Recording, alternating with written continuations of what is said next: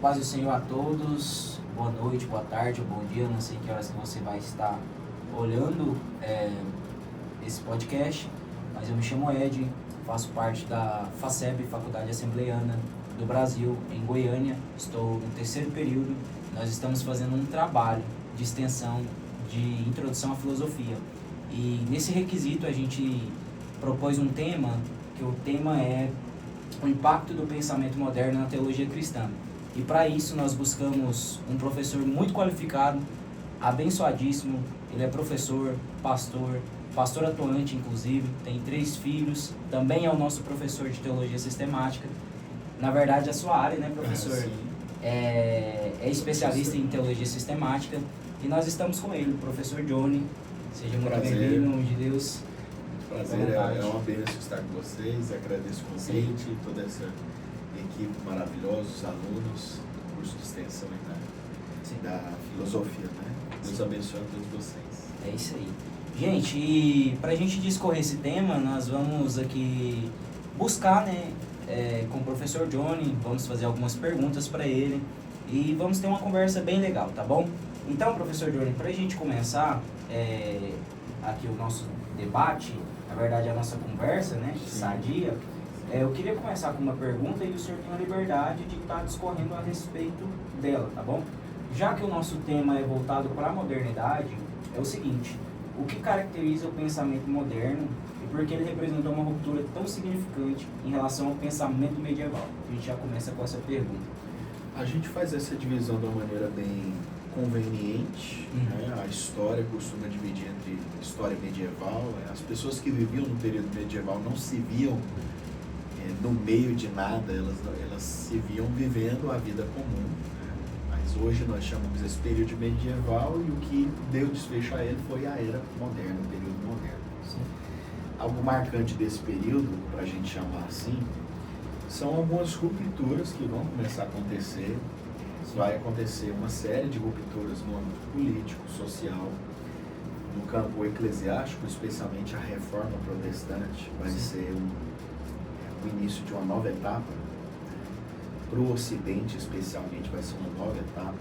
Então, quando a gente fala assim, história moderna, filosofia moderna, teologia moderna, a gente está pensando numa série de rupturas que foram acontecendo no outono da Idade Média, né? No fim da Idade Média, que acabou assim, são assuntos multifacetados. Por exemplo, quando a gente pensa em filosofia, pensamento moderno, a partir desse tempo, né, no final do século XVI, início do século XVII, a gente vai ter no cenário da filosofia ocidental pensadores que vão, por exemplo, eles vão enxergar novos caminhos para a filosofia continuar construindo o pensamento humano. Sim. E essas filosofias elas vão ser chamadas de modernas também, né? Por exemplo, René Descartes, Spinoza, Leibniz, todos eles vão ser tidos como racionalistas.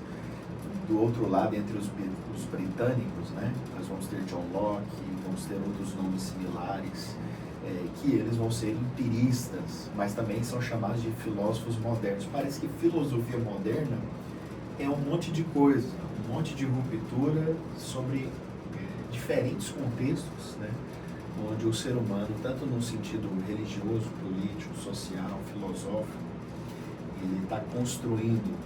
Parece que a principal ruptura para a gente hoje, nós que olhamos esse passado do século XVII, é imaginar que dessas principais rupturas, uma delas é com aquela dependência da revelação. Sim. Que existia muito no pensamento antigo e no medievo. Existe uma certa dependência, um espírito dependente da revelação para você fazer teologia, fazer filosofia. O pensamento moderno ele vai ser uma ruptura muito radical, porque aí você faz o racionalismo independente da revelação. Você faz o empirismo ser uma filosofia independente da revelação. Parece que de alguma maneira o ser humano se enxerga liberto.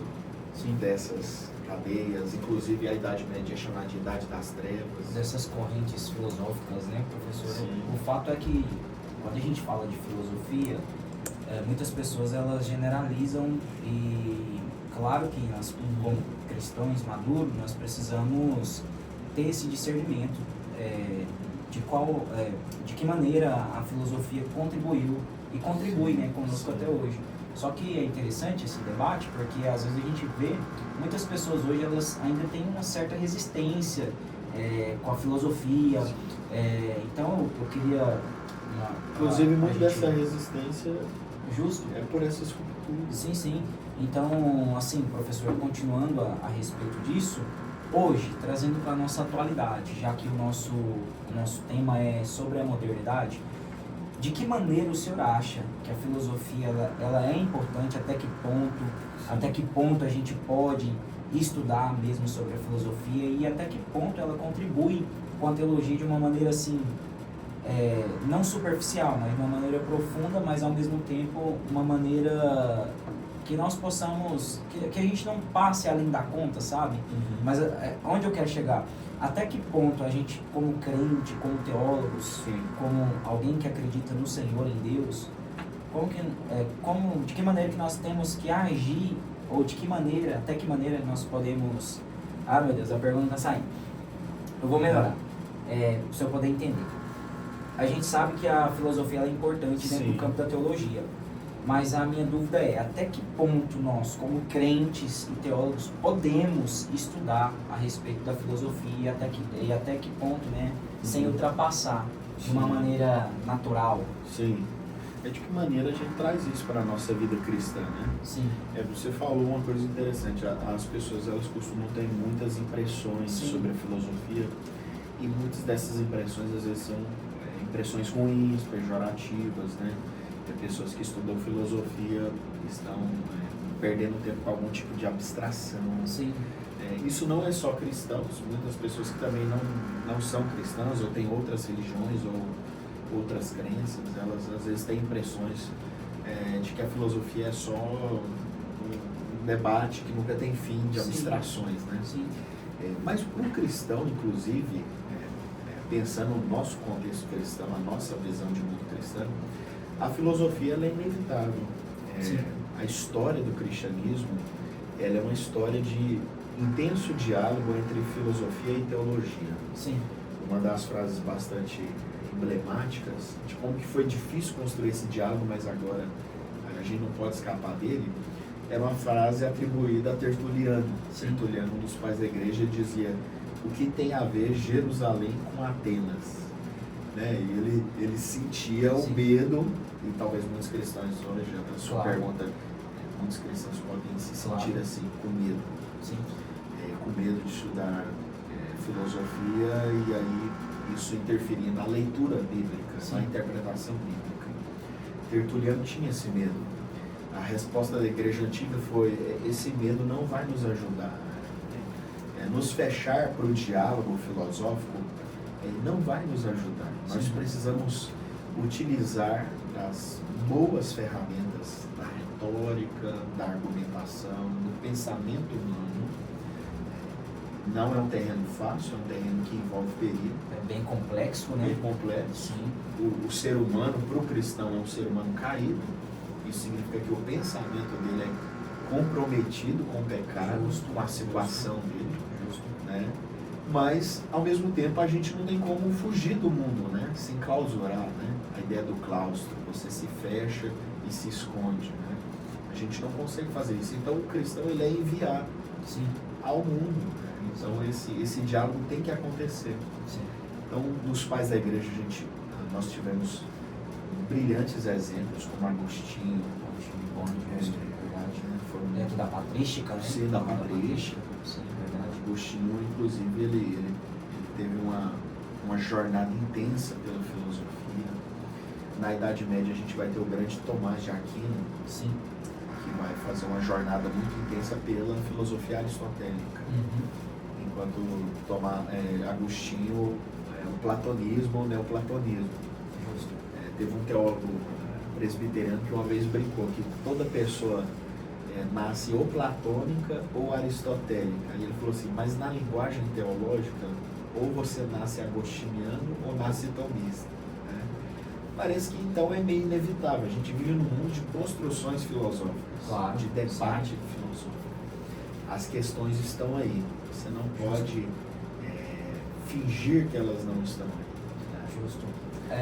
Na verdade, a gente precisa, acho que para tudo na vida, né, professor, a gente tem que ter essa certa maturidade, mas quando a gente trata a respeito de filosofia, eu acho que sim é um campo muito, muito fértil que nós precisamos, de fato, aprofundarmos.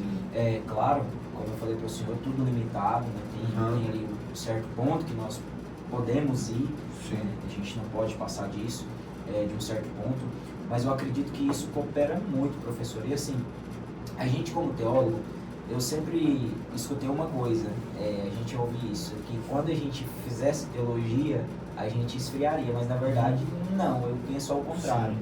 Porque eu penso que é necessário para a gente crescer, não somente no conhecimento, mas também ter uma certa maturidade, sem contar que o senhor falou de patrística.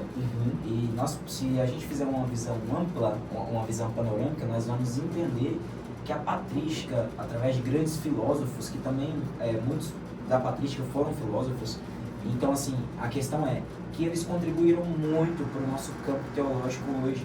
Então, se a gente fizer essa visão para o passado, desde a igreja medieval, até mesmo a igreja primitiva, nós vemos que eram pessoas estudiosas. Sim. Então, infelizmente hoje, né, as pessoas ainda têm essa certa resistência, justo, mas eu acho que é um assunto muito válido e que nós precisamos, de fato, buscar conhecer, buscar se aprofundar, porque assim a gente cresce, né, em todas as áreas.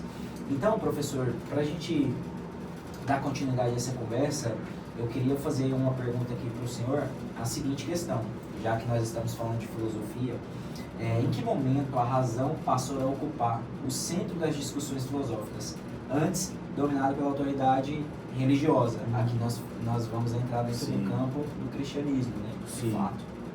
Pois é interessante a maneira que a gente segue a nossa conversa, porque você, como cristão, eu como cristão, a gente imagina que tem um jeito de fazer filosofia, um jeito de trabalhar a filosofia. E esse jeito é se comprometer com a revelação. Justo. Foi o exemplo dos pais da igreja, dos grandes teólogos do início e do final da Idade Média, do início da Reforma Protestante do período moderno. Esse compromisso com a revelação, ele é o nosso campus. Sim. Ele é a nossa arena de trabalhar filosofia. A gente não enxerga uma contradição entre trabalhar com o compromisso da revelação e construir filosofia, né, dessa maneira. Né? O cristão nunca tem essa antítese para os pais da igreja, Agostinho dizer, porque Cristo é a própria razão. Justo. Você usou agora esse termo, essa pergunta, razão. Razão é um termo muito fácil de ser capturado. Inclusive, qualquer filosofia ou antifilosofia, ela busca, de alguma maneira, capturar o sentido autêntico de razão. Justo. Para o cristão, a razão vai ser o próprio Cristo, a própria revelação, a palavra, o verbo de Deus vai ser a própria razão. O termo ali, inclusive, é logos, a palavra de Deus. Alguns filósofos cristãos sempre se aventuraram pela ideia de que logos, na verdade, formam a ideia latina de lógica. Sim, né? sim. Então, assim, parece que crer em Cristo não é um suicídio intelectual, um abandono intelectual. Onde que isso parece ficar difícil para a gente?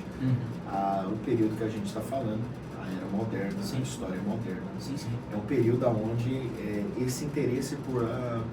nós já fizemos tantas rupturas, por que não fazer uma ruptura mais intensa filosoficamente? Justo. E aí você vai ver filósofos racionalistas, por isso que eles vão ganhar esse nome. Sim. Eles vão dizer que agora sim eles estão fazendo uma filosofia baseada na razão somente. Sim. Essa filosofia feita em axiomas, pressupostos, bases analíticas, e ela não depende da revelação. Né? Então, é quase como se você fizesse uma filosofia com abstração matemática. Você não parece depender da revelação. É aí que o filósofo cristão chega dizendo, será que se a gente tentar se basear na razão somente, isso é possível? Será que existe uma razão humana somente? Para alguns filósofos isso é impossível. Mesmo os números são os números que Deus criou. as contas matemáticas, elas são onipresentes no universo. Você pode viajar para qualquer parte do universo, que uma conta matemática é sempre a mesma. Para muitos cristãos, a ideia de uma razão sem Deus, ela é uma ilusão humana, e é uma ilusão do período moderno. Justo, ela não tem assim, digamos, um sentido, né? Sim. Ela acaba que não ela não em outras palavras, por si ela mesma. em outras palavras, ela não coopera com a visão de algumas pessoas. Vocês querem fazer algumas perguntas, meninas? Pode ir, Eles vocês estão estão de boa? pensando muito na discussão de Platão e Aristóteles. É isso aí, gente. Mas é muito bom, professor, a gente falar a respeito disso. Esses dias eu vi uma pintura. Sim. Muitos de nós costumamos ver essa pintura em algum lugar. É aquela pintura da escola de Atenas. Sim. E aí você tem Platão apontando para cima, o mundo das ideias, Justo. e Aristóteles estendendo a mão para o mundo visível, né? O mundo material. Curiosamente, de frente para essa pintura, tem uma outra pintura. Eu não sei onde que fica exatamente essa pintura, o museu exatamente que ela fica.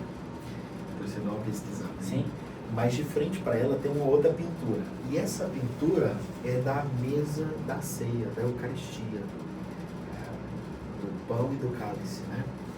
Ou seja, de frente para aquela pintura da escola de Atenas, o que dividiu o mundo antigo e medieval, ou o mundo das ideias ou o mundo físico. Olha só. De onde parte o conhecimento? De frente para essa pintura, do outro lado, tem uma pintura onde tem uma mesa da Eucaristia, no meio tem o pão e o cálice, né? E em volta dessa mesa tem um teólogo apontando igual a Aristóteles, mas ele não está debatendo, ele está explicando Sim. o que é a ceia para os alunos da igreja. Uhum. E do outro lado da mesa tem um outro teólogo apontando para cima. Só que ele também não está debatendo, ele está dizendo, apontando para cima tem uma pintura da Trindade.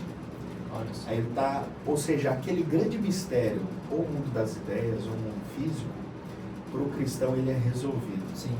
Porque o infinito, ele se encarnou, ele desceu até nós.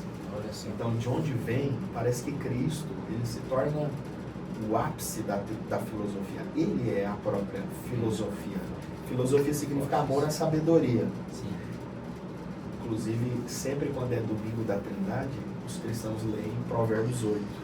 A sabedoria estava com Deus no princípio. A filosofia do cristão é um amor a Jesus Cristo. Ele é a sabedoria de Deus. Então, para o cristão, a gente precisa assim, pensar a filosofia mesmo quando é difícil. Mas Claro. quando é filosofia moderna, história moderna da filosofia, o cristão ele ainda tem que se lembrar desse conceito de filosofia, que é sempre o nosso conceito. Amor a Cristo, amor a Cristo. Não pode fugir disso, né, professor? Sim. De fato. Pessoal, é isso aí. Então a gente vai continuar, vamos dar continuidade, professor. Agora nós falamos de alguns filósofos da patrística, através do cristianismo. Só que dentro dessa área, voltando para o nosso tema chave, a respeito da modernidade, Sim. tem uma pergunta aqui que eu achei interessante. A modernidade libertou o ser humano ou afastou de questões espirituais fundamentais? Logo, a gente entende que nós precisamos ter uma limitação ao buscar a filosofia, mas entra nessa questão, e aí, como é que a gente consegue equilibrar isso? Espiritualidade, conhecimento. O senhor quer que repete de novo? A modernidade, ela... A modernidade libertou o ser humano ou afastou de questões espirituais fundamentais? É uma pergunta muito profunda sobre o tempo que a gente já se vê muitas vezes como pós-modernos. A gente talvez vai ter que esperar um tempo. Talvez muitos de nós nem vamos estar aqui ou não, para saber como que vai ser o nome desse tempo que a gente vive, né? A gente já se vê no fim da modernidade, na pós-modernidade. E a modernidade significou muitas coisas, igual a gente veio comentando, né? Nessa questão, a modernidade ela prometeu muito. Ela prometeu essa liberdade, que é o que a sua pergunta faz. Sim. Essa liberdade da autonomia, da razão. Sim. Para que depender tanto de uma filosofia de revelação? Por que não uma filosofia humanista, racionalista, empirista? E aí a gente teve um leque de filosofias. Depois você tem Kant fazendo a filosofia crítica, depois você tem Kierkegaard e outros, a filosofia existencial, você tem Sartre, você tem as escolas existencialistas influenciando. Mas parece que a época moderna, ela significava essa liberdade. Eu me lembro de uma frase de um pensador cristão, inclusive, um grande pregador, o nome dele é Fred Craddock. Fred Craddock, um pregador evangélico, e ele dizia assim, o que significa pós-modernidade? E ele casa muito com a sua pergunta. Sim. Ele dizia, pós-modernidade é o que nós chamamos desse tempo que a gente vive, porque a modernidade não cumpriu nenhuma das suas promessas. Sim. E é por isso que nós somos pós-modernos. A modernidade prometeu e não cumpriu nenhuma das suas promessas. Ela prometeu iluminismo e deu 2 guerras mundiais para a gente. Ela prometeu liberdade da razão e a gente vê o ser humano com outros tipos de problemas, dilemas sociais, éticos, sim, religiosos, espirituais, sim, filosóficos. Parece que a modernidade prometeu tanto, o iluminismo prometeu tanto, a era das luzes, a era do pensamento, chamou os medievais de idade das trevas, porque agora chegou a luz. Só que essa luz não é o evangelho, eram as filosofias iluministas. As correntes. As correntes.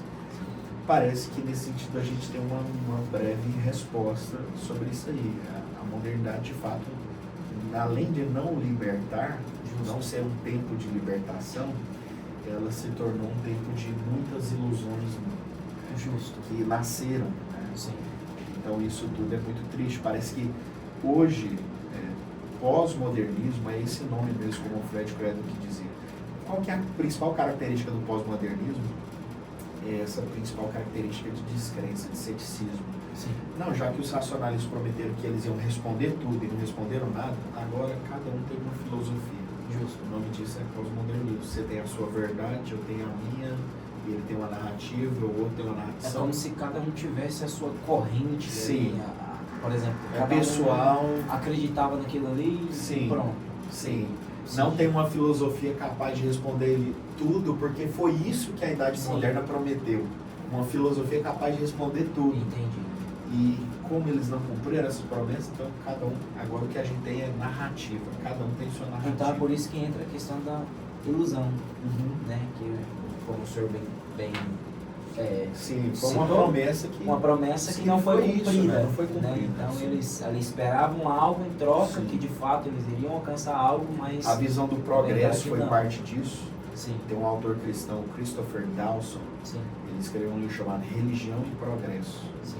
Ele menciona como que a ideia de progresso, ela explodiu na era moderna, né? Uhum. Nós somos a era moderna, essa ideia de sacrifício de Cristo... Não precisa disso, nós paramos de ter mentalidade sacrificial, sim, cruenta, nós somos homem moderno, nós somos o homem da razão. Então, várias coisas deram a entender que nós temos agora uma ética moderna, nós não precisamos de Deus e de 10 mandamentos, 10 regras para nos tutelar, nós já somos o homem do progresso, o homem desenvolvido.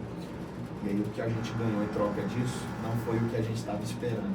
Então eles colocaram ali, de certa maneira, a expectativa deles e na verdade não foi nada disso. Sim, a gente não recebeu isso. Mas isso é interessante, professor, pelo seguinte, porque quando eles chegam a essa conclusão, será que ali... Será não, né? Eu acredito que por conta disso também acaba que a mente deles foram cauterizadas, né? Então acaba que a mente ali fica limitada. Então, se a gente trazer isso para os nossos dias de hoje, já que nós estamos falando de modernidade, sim, o senhor acredita que ainda tem pessoas assim com a mente cauterizada, partindo, sim, desse pressuposto que, sim, o senhor falou? Sim, a gente tem um compromisso cristão, uma leitura cristã, e a nossa leitura é essa. Não, sim, importa o quanto tempo passa, existe um fio que me une até Adão. Justo. Existe um fio que une todos nós, a humanidade. E esse fio é a nossa dignidade, nós somos a imagem de Deus, mas também é a nossa tragédia, nós somos caídos, nós caímos no pecado. E a solução para isso não é o tempo passar, não é novas filosofias surgirem, a solução para isso é a promessa do Evangelho, Sim. do Filho de Deus morto e ressuscitado. Então, assim, o nosso papel como igreja hoje, né, se a gente fosse aplicar para a igreja, para quem está assistindo, para quem está pensando, como cristão, eu quero me comprometer a fazer algo por Sim. isso. Eu quero me comprometer a ajudar a sociedade, as pessoas que estão confusas hoje, estão confusas com o que o modernismo fez, e agora elas já se veem no mundo de cada um ter uma narrativa e uma verdade, o pós-modernismo. Sim. O Evangelho continua sendo uma resposta para esse tempo. É a resposta. Essa resposta de que o modernismo ele prometeu uma filosofia de uma metanarrativa, ter uma história Justo. completa para todos nós, e ele não entregou isso.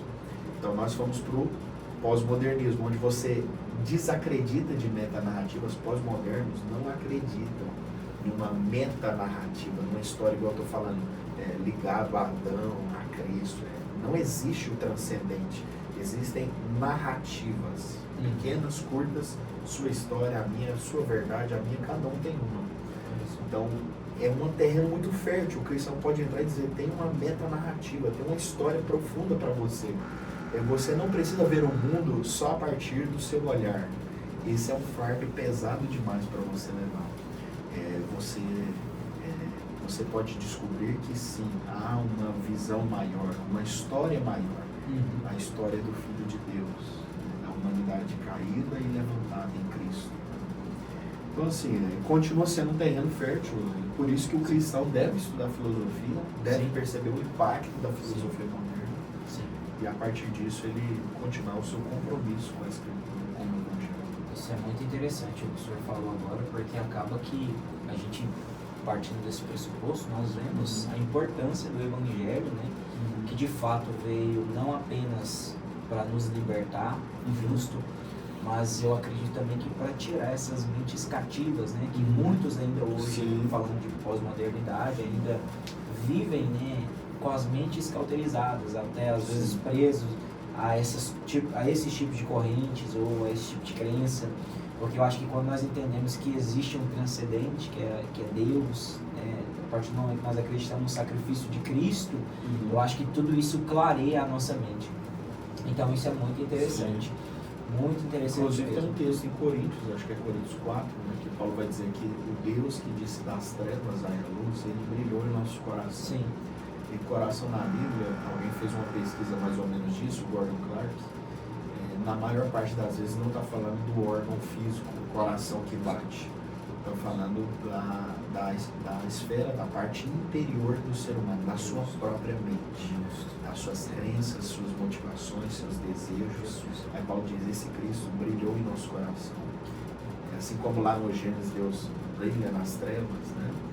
Esse Cristo brilha nas nossas densas trevas. O senhor falando a respeito disso, nós estávamos aqui, o grupo, a gente está justamente fazendo uma exegese a respeito de Ageu e chocou muito com o que o senhor falou a respeito de coração, de fato. Sim. Quando a gente vai fazer uma análise semântica a respeito disso, a palavra leve, no caso disso, que é coração, justamente é o que o senhor falou, tem a ver a maior parte das vezes não está com falando o nada coração sobre humano, o coração não. humano.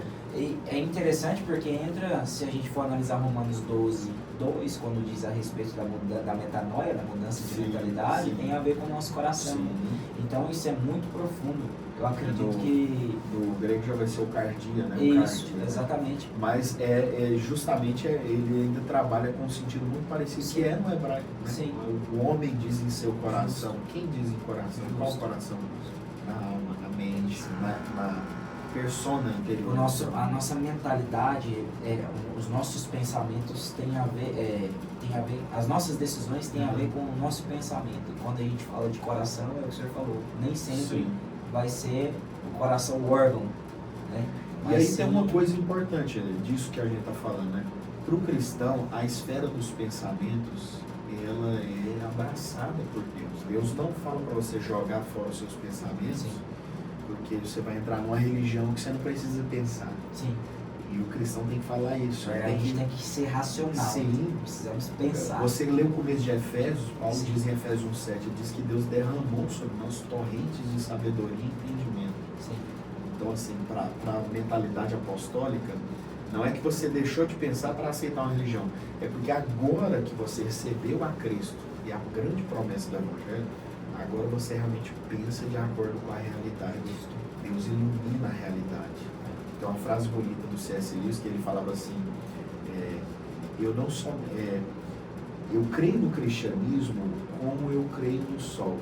Não só porque eu vejo o sol, mas porque através dele eu vejo todas as outras coisas. Então é como se o cristianismo fosse o nosso sol. E a luz é que faz a gente ver os tons de cores, né? Sim. Então o cristianismo é esse filtro que a gente vê toda a realidade. Então, se a gente for pegar, por exemplo, esse assunto que nós estamos discutindo, a respeito da filosofia, então é mais um aprendizado. Nós precisamos entender então que a nossa base maior é o Evangelho, sempre vai ser o Evangelho. Sim. A gente pode buscar na filosofia, pode buscar na psicologia, pode buscar se na psicanálise, pode, não tem problema. Desde que o nosso transcendente, desde que isso não afete o nosso compromisso com o transcendente, justo. E professor, o senhor, a gente sabe que é um estudioso, busca bastante, né? E eu queria fazer uma pergunta para o senhor, fugindo um pouquinho aqui do tentando chegar lá. Mas a questão é a seguinte, não, é bom, porque isso abre caminhos para a gente perguntar. Mas a questão é a seguinte, hoje o senhor, até que ponto o senhor, pessoalmente, estuda a filosofia e de que maneira isso agrega no ministério, senhor? Hoje como pastor. Sim, eu estudo filosofia mais intensamente desde que eu comecei a fazer a minha pós-graduação em teologia. Sim. Eu não era muito interessado em filosofia. No final da graduação, infelizmente, eu queria ter sido mais interessado e isso ia me dar muitos tesouros. Infelizmente, eu demorei para ter esse grande interesse. Para ter esse despertar. Mas a minha pós-graduação foi em doutrina da Trindade. E aí eu percebi o quanto eu estava perdendo isso. Com filosofia rica. Com filosofia. O cristianismo tem algo que as outras religiões não têm. Tem essa conversa muito intensa com o saber, com o entendimento. Sim. Até para falar de Deus, né? Justo. Olha os termos da doutrina da Trindade: essência, substância, pessoa, ousia, natureza. Tudo está ligado tudo à corrente filosófica. Tem uma porção ali de filosofia. Os termos, eles têm matizes filosóficos, né? Uma pessoa que é cristã, ele praticamente, foi o que eu cheguei à conclusão, ele não tem uma desculpa para não estudar filosofia.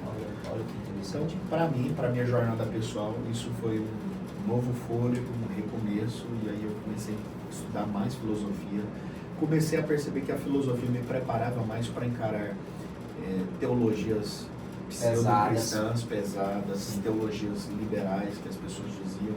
Eu nunca me sentia preparado, mas quando eu comecei a estudar filosofia, e tem bons teólogos que trabalham filosofia, e eles começam a te dar munição intelectual, preparo intelectual, então eu comecei a me sentir mais preparado.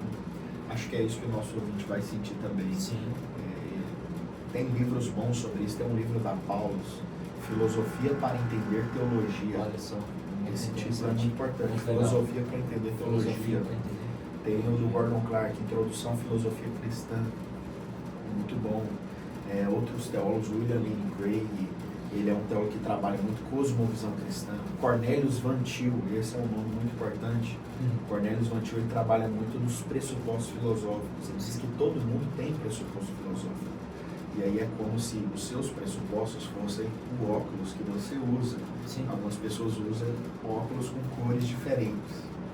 Então é como se o cristianismo fosse o óculos verdadeiro, né? Fosse a visão real. Como se fosse a sua lente verídica. Sim, Então assim, ele foi mais outra pessoa que me mostrou que é importante saber dos pressupostos filosóficos. Então essa é a minha jornada pessoal e eu tenho procurado estudar mais filosofia. Eu iniciei um bacharel em filosofia pessoal para mim, né? Na UFG, há um tempo atrás, já iniciei. Quem sabe a gente vai poder ter uma carreira acadêmica mais profunda nisso, né? Como filósofo, Mas eu tenho interesse nisso, sim, um interesse real que está acontecendo para mim.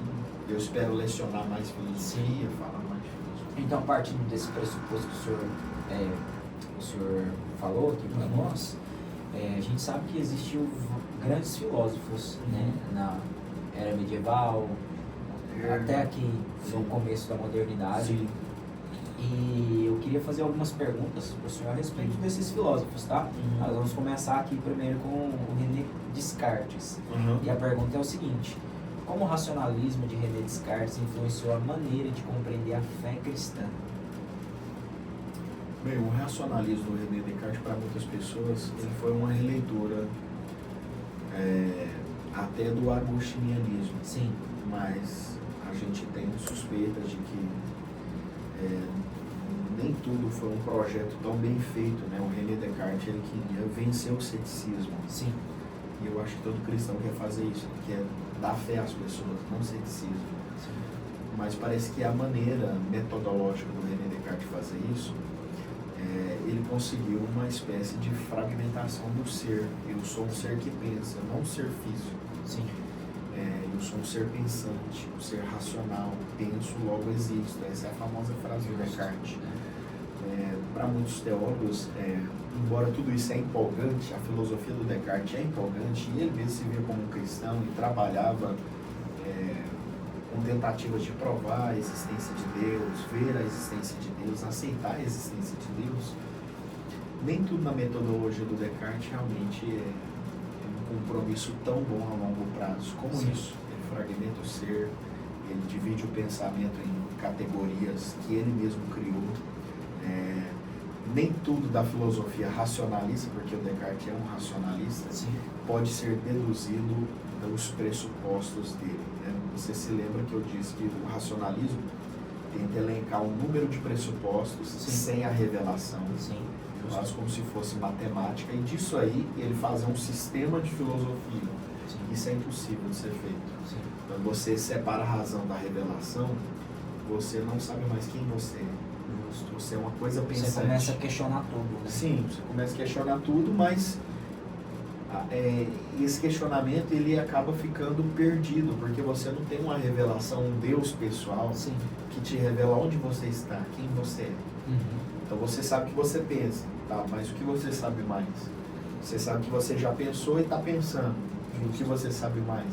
Parece que nem tudo pode ser deduzido do racionalismo. Olha só. Então, seriam algumas considerações bem Sim. rápidas, Sim, né? claro. Bem rápidas sobre o René Descartes. E como é que tá o nosso horário aí, João?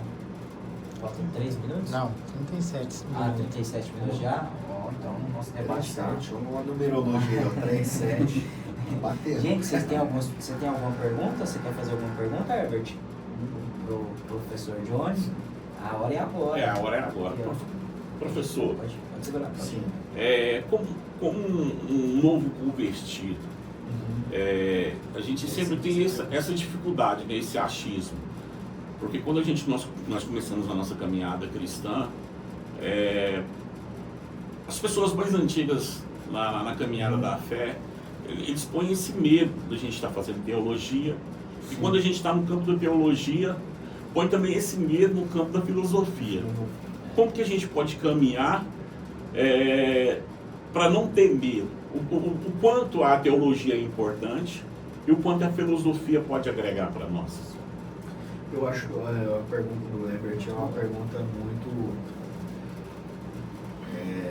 para a nossa vida cristã, piedosa, o nosso discipulado. Nós somos chamados a ser discípulos. A nossa vida é isso para sempre. Sim. Eu penso que é muito importante para o estudante de teologia, tem livros sobre isso. Sim. Pessoas se preocupam com o estudante. Um dos livros que me ajudou muito nesse assunto se chamava Estudantes no Mundo Real. E era de um teólogo filósofo cristão, o nome dele é Vincent Cheung. Inclusive, se o pessoal quiser baixar esse livro, ele é disponibilizado gratuitamente pelo próprio autor. Estudantes no Mundo Real. Não é fácil, o estudante ele fica pensando, eu estou no meio de tantos pressupostos, pessoas parecem querer me ajudar, mas ao mesmo tempo eu quero avançar, e quem está certo, quem está errado, o que eu faço? O que eu tenho que fazer? Eu sou novo convertido, não sou? O Vincent Cheung, entre os muitos motivos, ele trabalha a sua crença diária no Evangelho, as suas devoções, a sua vida devocional, a sua vida de oração, inclusive chega numa parte lá, ele que nasceu no contexto da China, né? Hong Kong, né? Ele nasceu nesse contexto. Ele falava assim, que tal acordar às 5 horas da manhã para orar? Não existe maneira melhor de começar o dia. Hoje até forte nesse conceito, né? E aí ele fala assim que realmente à medida que a sua vida devocional está forte e o seu compromisso com o Evangelho é sempre crescente, diário, você não tem motivos para ter medo, né? Você sempre tem que olhar pensando, tem vozes do passado, pessoas que ensinaram filosofia e teologia. Sim. Eu não estou sozinho, tem uma nuvem de testemunhas, diz Hebreus 12, sim, tem uma nuvem de testemunhas. Né? Eu não preciso começar sozinho, eu não preciso me sentir sozinho e trabalhando sozinho. Sim. Quantas pessoas já passaram por esse caminho? Você vai encontrar nomes, né?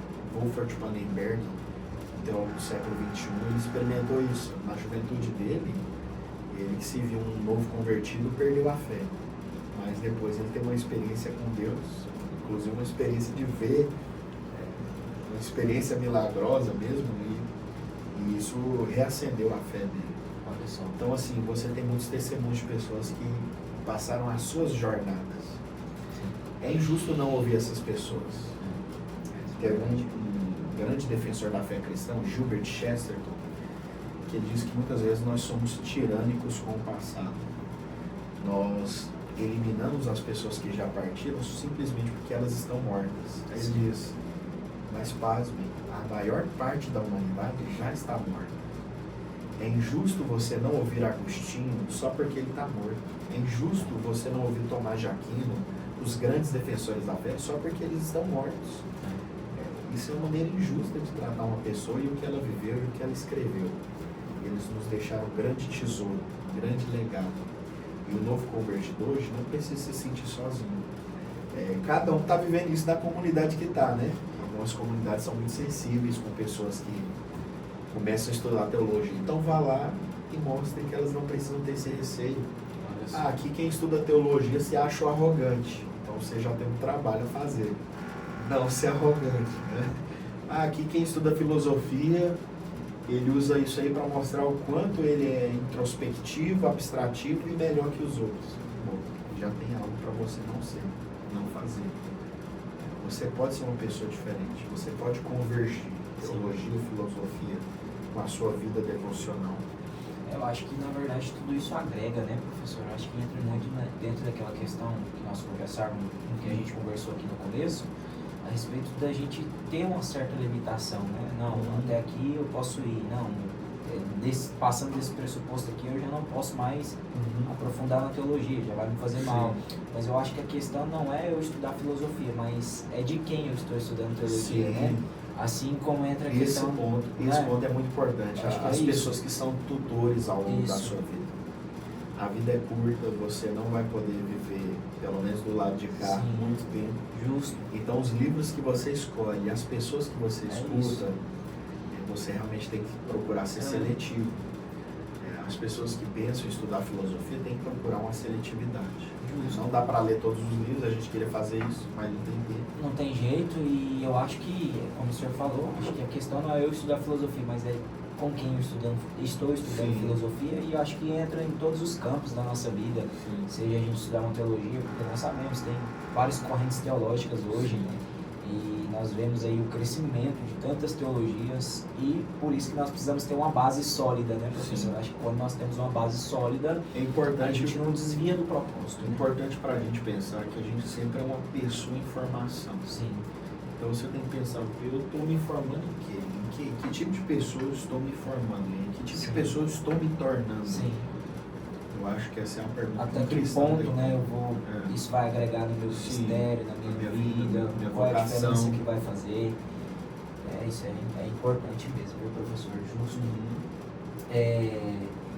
Gente, vamos caminhar aqui. O debate está muito bom mesmo. O debate não, na verdade é uma conversa boa, né? Uma conversa agradável.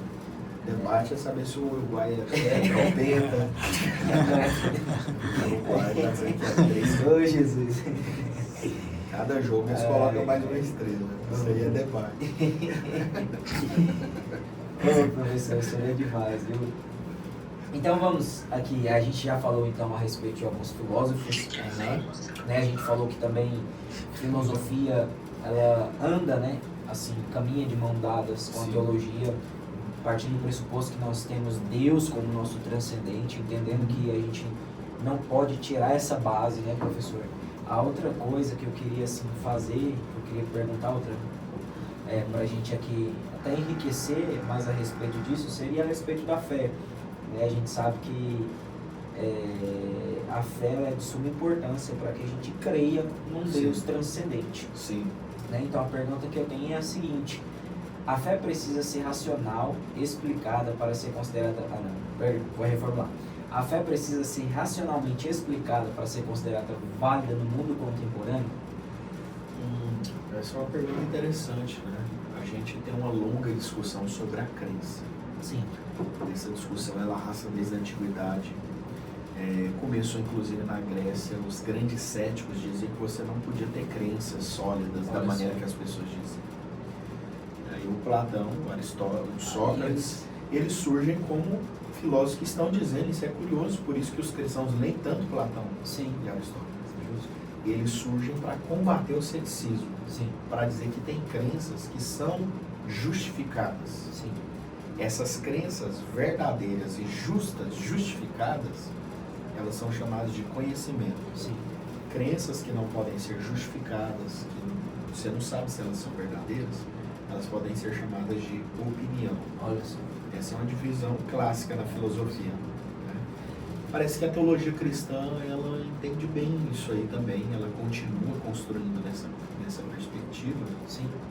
De que a fé é uma fé que conhece, acredita, sabe no que crê, mas ela ao mesmo tempo, não de uma maneira contraditória, mas de uma maneira que muitas vezes é misteriosa para nós. Sim.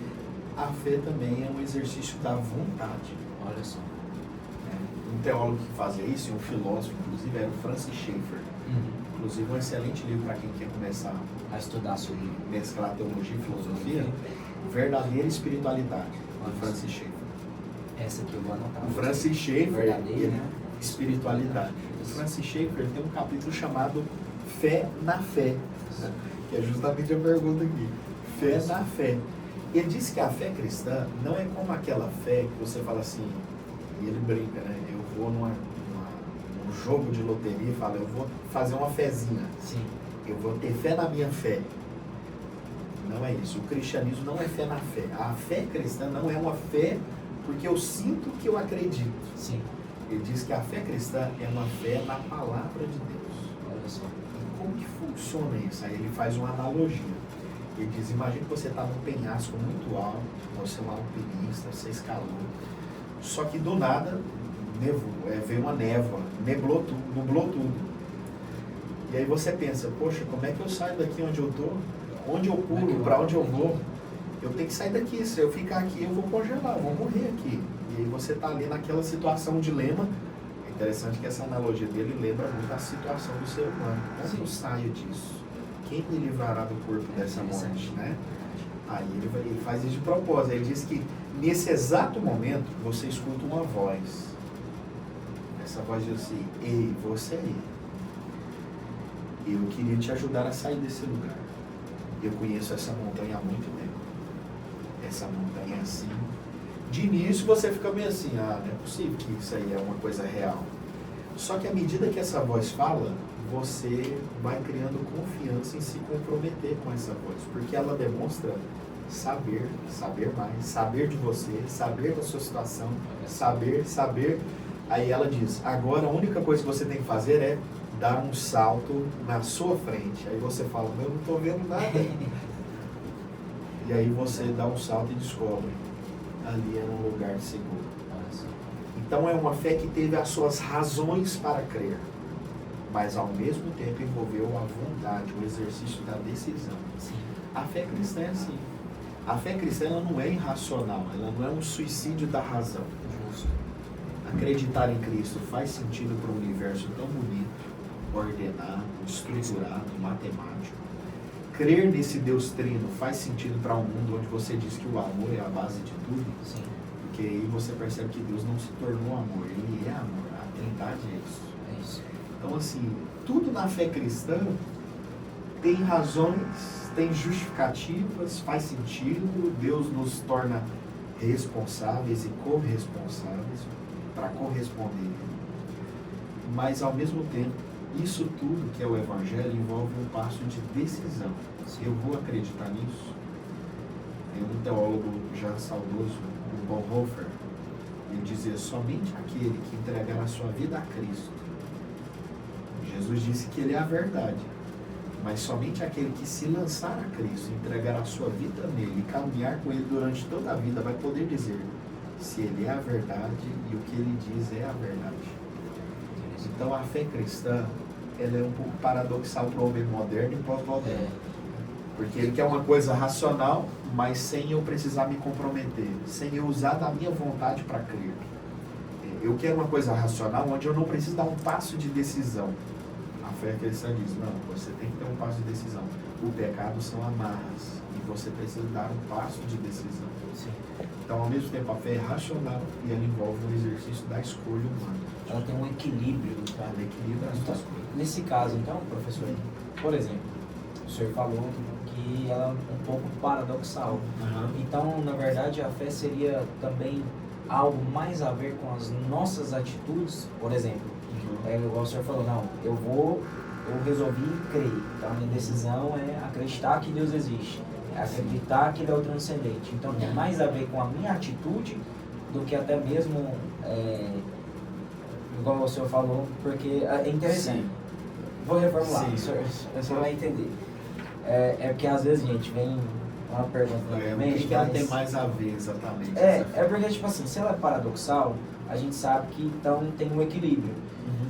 Só que a gente vê que fé, ela tem a ver com crença, claro. Crença, crer. Mas também, ao mesmo tempo, com o senhor falou, a decisão de, não, eu vou acreditar que existe um Sim, Deus. um exercício da Isso. vontade de crer, se lançar em crer. Justo. Então, assim, a pergunta que eu tenho para fazer é a respeito disso. Então, na verdade, a nossa fé, às vezes, tem mais a ver com as nossas atitudes partindo desse Sim. pressuposto. Sim. Bem, esse é assunto, então. Eu comecei falando de ceticismo. Sim, Agora eu falo de fideísmo. sim, Para os céticos, toda pessoa que acredita que pode acreditar, sim. parece uma frase bem estranha, Faz meio- eu acredito que eu posso acreditar. Para o cético clássico, Sim. o cético grego, moderno, pós-moderno, que acha que é impossível você ter crença. O ceticismo é uma ideia muito difícil de vencer. Ele Sim. diz assim: olha, eu não sei se você pode acreditar em alguma coisa, porque talvez não é possível saber se a gente pode ter certeza de qualquer coisa. Sim. É muito difícil o ceticismo. Talvez todo ser humano, em algum momento da sua vida, tenha que enfrentar alguma coisa do ceticismo. Para o cético, toda pessoa que acredita que pode crer, ela é aparentemente um fideísta. E fideísta aí é a ideia de fides, fé. Sim. Um cristão, será que ele seria um fideísta? Esse termo também é muito debatido. Tiveram muitos fideístas diferentes ao longo da história. Mas o fideísta é essa pessoa que acredita que você pode crer e acredita que você deve confiar. E que a fé é a certeza das coisas que se esperam, é a prova de que eu já tenho o que eu ainda não vejo. Então a fé, ela soa assim, ela soa algo diferente do mundo cético. E ela soa realmente como um passo de compromisso e vontade. Então parece que o mundo da fé realmente se liga a atitudes, vontades, desejos, se liga a tudo que é o ser humano, não somente fórmulas matemáticas, todo mundo crê numa conta matemática, não. Envolve a pessoa humana. Sim. A fé envolve a pessoa humana. Isso aí. Então, já deu tempo aí, né, meninos? A gente vai aqui, não, se Já deu pudesse, 6 minutos que é o para a tempo? conclusão. Se é o tempo. Que é o tempo. se pudesse, A professor, pergunta gente- que não quer se calar. Se pudesse, a gente ficaria aqui, o debate. O tempo é uma criatura. Então, professor, pra gente finalizar, pra gente encerrar, então, com chave de ouro, essa última pergunta, e depois eu queria também que o senhor pudesse dar um conselho para quem está ouvindo a gente, no sentido de como ela deve buscar filosofia, né? E como isso é importante para nós. A pergunta é a seguinte: se a modernidade ensinou o ser humano a confiar, justo o que a gente estava falando, mais em si mesmo do que em Deus, a teologia cristã deve adaptar sua linguagem para dialogar com esse novo calendário ou permanecer fiel à sua tradição, mesmo correndo o risco de ser rejeitado? A gente finaliza. Essa é a questão. Esse é o... Os teólogos que acharam que a gente deveria conversar tanto assim com a modernidade, a ponto de relativizar alguns pressupostos, mexer em alguns pressupostos, mexer na ressurreição, mexer nos milagres, Sim. mexer em histórias milagrosas demais. Esses teólogos, parece que não foi tão bom o resultado de tudo isso. Esse compromisso misto entre uma razão autônoma e uma revelação sagrada é um compromisso misto que geralmente, pelas histórias, parece que tudo deu errado nesse compromisso misto. Mas também o nosso desafio hoje ainda continua sendo intenso. A tradição, ela tem que ser viva, ela tem que olhar para o futuro, para o amanhã. A gente tem que continuar construindo teologia e construindo filosofia. Nós temos que ter pressupostos bíblicos, pressupostos baseados na revelação, no nosso compromisso com a revelação, mas ao mesmo tempo ser sensível a esse homem confuso, moderno, confuso, perdido, que acha que ele é a medida de todas as coisas, que a sua razão é a medida de tudo. Então, assim, qual seria a resposta para os teólogos e filósofos cristãos de hoje? Se comprometer com a razão autônoma é idolatria, mas também não ter piedade das pessoas que estão vivendo nesse mundo idólatra, moderno, da razão humana, que é a medida de tudo, não é o nosso chamado. O Evangelho nos chama a um compromisso muito impossível e difícil, mas nós somos gente impossível. Dizia um filósofo cristão, Os Guinness, ele escreveu um livro chamado Gente Impossível. Então, o nosso compromisso, você que está nos assistindo, é ser gente impossível. É impossível você estar disposto a fazer tudo isso por Cristo, pelo Evangelho, pelo compromisso da revelação, no meio de filósofos modernos e pós-modernos. Mas Deus te deu algo para te fazer gente impossível, o Espírito da verdade, que ensinará a vocês todas as coisas. E é esse mesmo Espírito. Então esse seria o meu conselho para você. É esse Espírito, o Espírito Trinitário, do Deus Trino, o Espírito Santo, que nos compromete ao Evangelho, ao Cristo ressurreto, que ressuscitou visivelmente, materialmente, corporalmente, no terceiro dia. Esse mesmo Espírito nos ajuda a enfrentar as grandes questões da filosofia moderna, pós-moderna e a que mais for. Né? É isso aí, professor Johnny. Tamo junto, Obrigadão. Tamo junto. Turma aí. Gente, Turma aí abençoada. olha só, o professor Johnny é um homem de Deus que a gente acompanha muito, a gente admira muito o ministério dele e foi uma honra receber o senhor aqui. Muito obrigado. Deus abençoe o senhor. Para vocês que estão aí, gente, curte muito esse vídeo, esse podcast, porque é de suma importância para nós e também a gente sabe que é um assunto muito relativo e de suma importância hoje em dia. Muito obrigado, professor. Valeu. Obrigado, Deus abençoe. professor. Amém. Vou parar aqui agora, né?